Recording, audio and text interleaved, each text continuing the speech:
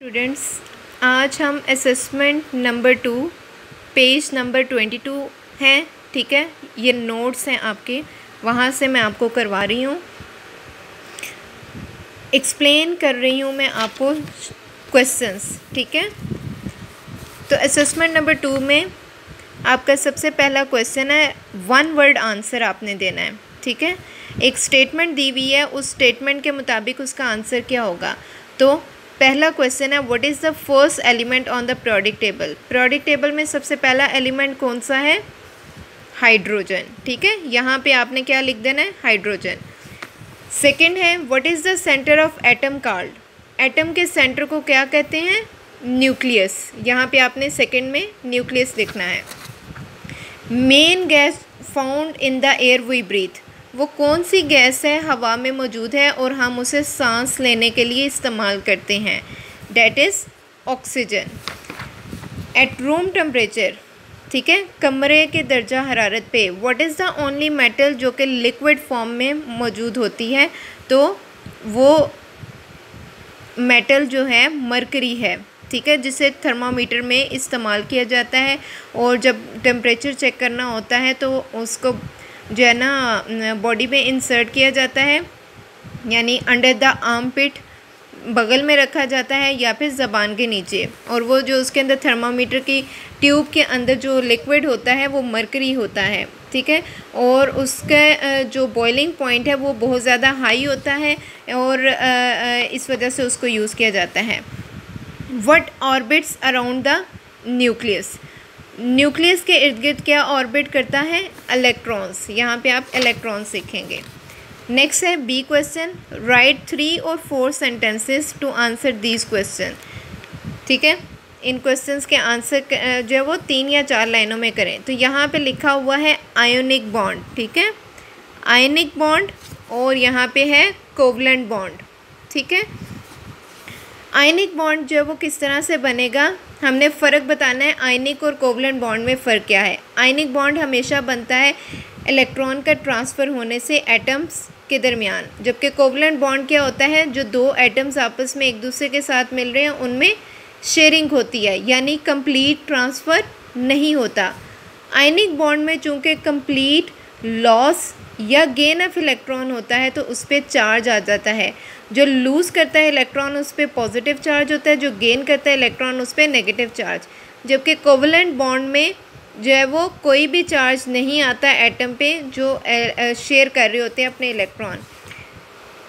Ionic bond में क्या होता है? फॉर्मेशन ऑफ NaCl एग्जाम्पल है। ठीक है, जिसमें सोडियम के ऊपर पॉजिटिव और क्लोरीन के ऊपर नेगेटिव चार्ज आ जाता है।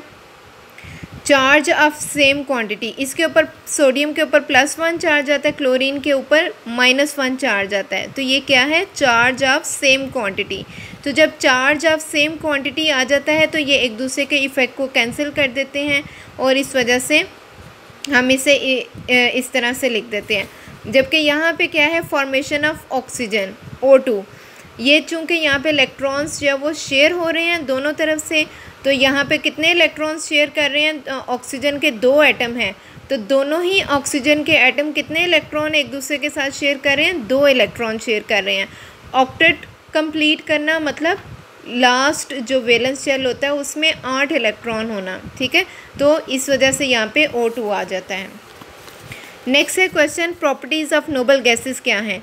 तो प्रॉपर्टीज़ ऑफ नोबल गैसेस में हमारे पास आ जाता है, नोबल गैसेस जो है वो नॉन रिएक्टिव होती हैं। नॉन रिएक्टिव किस वजह से? इनका ऑक्टेट कंप्लीट होता है, इस पर कोई चार्ज नहीं होता। They have complete outer most valence shell, valence shell complete है तो इस वजह से चार्ज नहीं है। बॉइलिंग पॉइंट इनका बहुत ज़्यादा कम है, बड़े आसानी से और जल्दी बॉयल हो जाती हैं, और ये भी किस वजह से है? वैलेंस शेल के कंप्लीट होने की वजह से। ये गैसेस होती हैं रूम टेम्परेचर पे, आम हालात में ये क्या होती हैं? गैस मॉलिक्यूल्स के फॉर्म में एग्जिस्ट करते हैं और अकॉर्डिंग टू नीड हम इसे लिक्विड फॉर्म में कन्वर्ट कर सकते हैं एज एंड व्हेन रिक्वायर्ड। फिर अगला क्वेश्चन है कि आयंस क्या हैं और वो किस तरह से काम करते हैं। एटम या तो वो पॉजिटिव चार्ज होता है या नेगेटिव चार्ज हो जाए। ठीक है, नेगेटिवली या पॉजिटिवली चार्ज पार्टिकल उसे क्या कहते हैं? आयन। आयन किस तरह से काम करता है कि जब एटम मॉलिक्यूल लूज़ करता है या गेन करता है इलेक्ट्रॉन कि वो खुद को स्टेबल कर सके, तो उसके ऊपर क्या आ जाता है, चार्ज आ जाता है, या पॉजिटिव चार्ज जब वो लूज़ करे इलेक्ट्रॉन, या नेगेटिव चार्ज जब वो गेन करे इलेक्ट्रॉन। तो अनस्टेबल आयन पार्टिकल जो है वो रिस्पॉन्सिबल होते हैं इलेक्ट्रॉन फ्लो के। इस ड्यूरेशन में क्या होता है कि जब इलेक्ट्रॉन जो वो लूज़ कर देता है तो वहाँ पे क्या होता है, होल क्रिएट हो जाता है। जब वो गेन कर देता है तो एक चार्ज पार्टिकल, नेगेटिव चार्ज उसके अंदर डेवलप हो जाता है, जिसकी वजह से इलेक्ट्रॉन्स जब वो फ्लो करते हैं और इलेक्ट्रिसिटी या करंट जनरेट होती है आयंस वाले पार्टिकल्स में। इसके बाद हमारे पास आ जाता है डिटेल आंसर में कोवलेंट बॉन्ड क्या है, इसको डायग्राम की हेल्प से एक्सप्लेन करें। तो डायग्राम के लिए आपने क्या करना है कि जो कोवलेंट बॉन्ड का जो टॉपिक है वहाँ पे आप बुक के अंदर उसमें इसकी डायग्राम जो है वो बनी हुई है शेयरिंग ऑफ इलेक्ट्रॉन की, ठीक है। वहाँ से आपने डायग्राम देख के यहाँ पे डायग्राम जो है वो ड्रॉ कर लेनी है, ठीक है। तो कोवलेंट बॉन्ड मैंने आपको जैसे पहले भी बताया कि कोवलेंट बॉन्ड किस तरह से बनता है। Covalent bond sharing of electron से बनता है। जो भी दो एटम आपस में एक दूसरे के साथ मिलके कोवलेंट बॉन्ड बनाएंगे वो इलेक्ट्रॉन्स को आपस में एटम के शेयर करेंगे। तो स्टेबल बैलेंस ऑफ अट्रैक्टिव और रिपल्सिव फोर्स जो जनरेट होती हैं एटम के दरमियान। अट्रैक्टिव फोर्स कब होंगी, जब अपोजिट एटम्स जो वो एक दूसरे के करीब आएंगे, और रिपल्सिव फोर्स होंगी जब वो सेम एटम एक दूसरे के करीब आएंगे। अट्रैक्टिव फोर्स जैसे कि यहाँ पे मीथेन का मॉलिक्यूल है, एक है कार्बन और एक हाइड्रोजन है, तो ये ऑपोजिट एटम हो गए, तो यहाँ पे क्या हो गया, अट्रैक्टिव फोर्स। रिपल्सिव फोर्स कब होगी, जब ऑक्सीजन और ऑक्सीजन का एटम मिलके ऑक्सीजन का मॉलिक्यूल बनाएंगे, तो यहाँ पे क्या होगा, रिपल्सिव फोर्स, ठीक है। ऑक्सीजन और ऑक्सीजन O2 जो है वो क्या होगा, ऑक्सीजन का मॉलिक्यूल, सेम एटम है, तो इस वजह से रिपल्सिव फोर्स। जब डिफरेंट एटम होंगे तो इसका मतलब है अट्रैक्टिव फोर्स होगी, ठीक है। अब यहाँ पे क्या होगा, अब यहाँ पे ये होगा हमारे पास कि जब कार्बन के पास लास्ट शेल में 4 इलेक्ट्रॉन है, उसने अपना ऑक्टेट मुकम्मल करना है, तो वो क्या करेगा, हाइड्रोजन से कितने लेगा, 4 इलेक्ट्रॉन लेगा, ठीक है। हाइड्रोजन से 4 इलेक्ट्रॉन लेगा और अपना ऑक्टेट कंप्लीट कर लेगा। और कार्बन जो है सॉलिड फॉर्म में एग्जिस्ट करता है, हाइड्रोजन गैस फॉर्म में एग्जिस्ट करता है। तो जब हाइड्रोजन कार्बन के साथ मिलेगा तो जो है वो हमारे ये जो है वो किस में उसको चेंज कर देगा, हाइड्रोजन डोमिनेंट होगा कार्बन के ऊपर, और वो इसको किस में चेंज कर देगा, गैस में, जो कि हम घरों में अपने इस्तेमाल करते हैं, मीथेन गैस, ठीक है। और स्टेबिलिटी अटेन करने के लिए ये जो है वो कंपाउंड जो हमारे पास बनता है वो मीथेन का कंपाउंड होता है जो कि गैस है। इसके बाद नेक्स्ट आ जाता है आयनिक बॉन्ड कैसे बनते हैं, डायग्राम से एक्सप्लेन करें। तो ये आयनिक बॉन्ड का जो टॉपिक है आपके चैप्टर में, उसमें इसकी डायग्राम बनी हुई है। यहाँ पे ब्लैंक स्पेस जो प्रोवाइडेड है, यहाँ डायग्राम आपने ड्रॉ करनी है। आयनिक बॉन्ड का आपको मैंने बता दिया था पहले भी कि आयनिक बॉन्ड जो वो बनता है लॉस और गेन, कंप्लीट लॉस और गेन ऑफ इलेक्ट्रॉन। जब इलेक्ट्रॉन जब भी कोई भी एटम लूज़ करेगा इलेक्ट्रॉन तो वो क्या बनेगा, कैटाइन, और जब वो गेन करेगा इलेक्ट्रॉन तो तब वो क्या बनेगा, गेन करने के से इलेक्ट्रॉन जो है वो क्या बनेगा, एनाइन, ठीक है।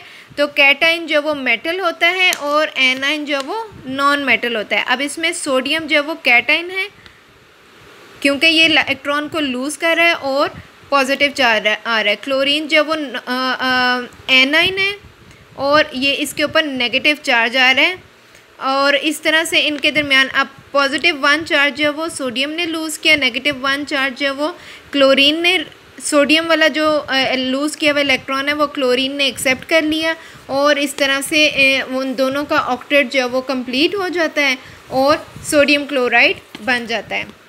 फिर है tabulate the arrangement of electron in the respective shell of elements.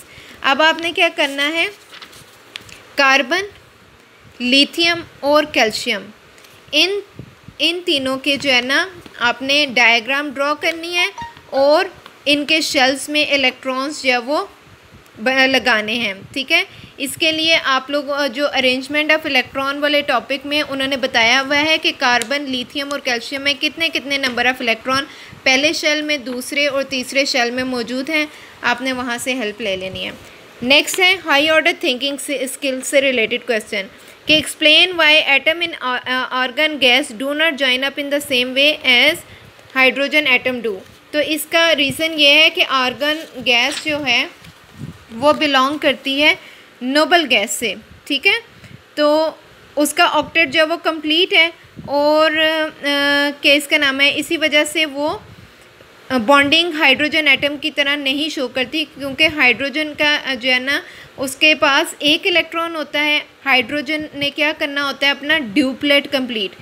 जिस एटम के पास एक इलेक्ट्रॉन मौजूद हो उसके लास्ट शेल पे, उसने क्या करना है, अपना ड्यूप्लेट कंप्लीट करना है। तो या तो वो इलेक्ट्रॉन एक्सेप्ट करके ड्यूप्लेट कंप्लीट करेगा, तो या फिर इलेक्ट्रॉन को लूज़ करके अपने आप को स्टेबल कर देगा, ठीक है। तो इस वजह से अब जो आर्गन गैस है इसके लास्ट शेल में कितने इलेक्ट्रॉन है, 8, क्योंकि ग्रुप नंबर जो है वो बताता है, किसी भी एटम का ग्रुप नंबर हमें क्या बताता है, उसके लास्ट शेल में इलेक्ट्रॉन। तो आर्गन के पास 8 इलेक्ट्रॉन है, हाइड्रोजन के पास 1 इलेक्ट्रॉन है। हाइड्रोजन को अपना जो है वो ड्यूप्लेट मुकम्मल करने के लिए एक और इलेक्ट्रॉन की ज़रूरत है। तो या तो ये क्या करेगा, आयनिक बॉन्ड बनाएगा किसी के साथ, या कोवलेंट बॉन्ड बनाएगा, और या फिर कम्प्लीटली अपना इलेक्ट्रॉन लूज़ कर देगा। ये डिपेंड करेगा कि इसके साथ कौन से ग्रुप का एटम ज्वाइन हो रहा है। नेक्स्ट क्वेश्चन है describe changes in appearance of substance जब सोडियम और क्लोराइन कंबाइन करते हैं और सोडियम क्लोराइड बनता है।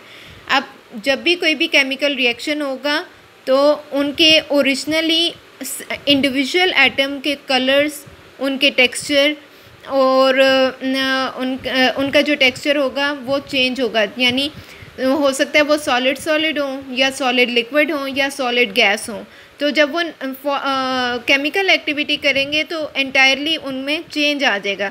तो सोडियम क्या है, येलो कलर सॉलिड है, और क्लोरीन ग्रीन कलर की जब वो गैस है। तो जब दोनों आपस में मिलते हैं और इलेक्ट्रॉन का ट्रांसफ़र करते हैं तो डीकलराइज हो जाते हैं, और केमिकल रिएक्टिविटी की वजह से और अपनी स्टेबिलिटी अटेन करने के लिए, और जो घर में खाने वाला जो नमक आप इस्तेमाल करते हैं वो बेसिकली यही है सोडियम क्लोराइड। और आप उसमें देख सकते हैं कि उसका कलर क्या होता है, वो वाइट कलर का होता है, क्योंकि सोडियम और क्लोरीन गैस जब आपस में केमिकल एक्टिविटी इनमें होती है तो ये दोनों क्या हो जाते हैं, इलेक्ट्रॉन स्टेबिलिटी अटेन करने के लिए डीकलराइज हो जाते हैं। So this was all about your chapter number 2 exercise. अगर आपको कोई सवाल समझ ना आया हो, कोई क्वेश्चन पूछना हो, तो you can post in a comment section. Thank you.